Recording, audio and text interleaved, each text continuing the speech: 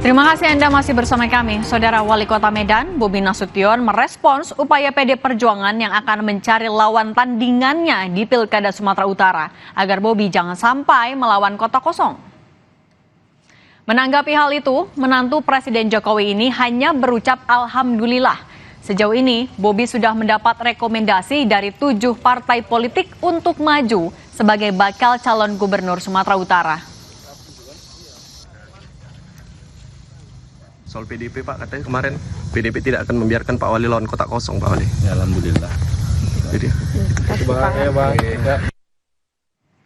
Sebelumnya, menanggapi potensi Bobi Nasution melawan kota kosong di Pilgub Sumatera Utara, Ketua DPD PDI Perjuangan Sumatera Utara memastikan akan meminta Ketua Umum PDIP Megawati Soekarno Putri untuk menunjuk sosok sebagai tandingan Bobi.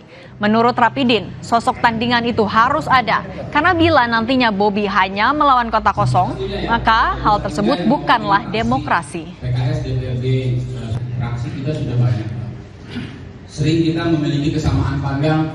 Demokrasi artinya kalau misalnya hanya untuk mencalonkan seorang kepala daerah di Sumatera Utara, berarti nggak ada demokrasi dong.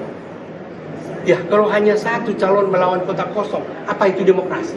Saya akan usulkan ke Ibu Megawati, walaupun kita sendiri, pasti kita akan membawa calon kita sendiri. Itu tegas, ya. Itulah permohonan kami dari DPD PDI Perjuangan Sumatera Utara untuk Ibu Megawati Soekarno Putri, untuk Ketua Umum.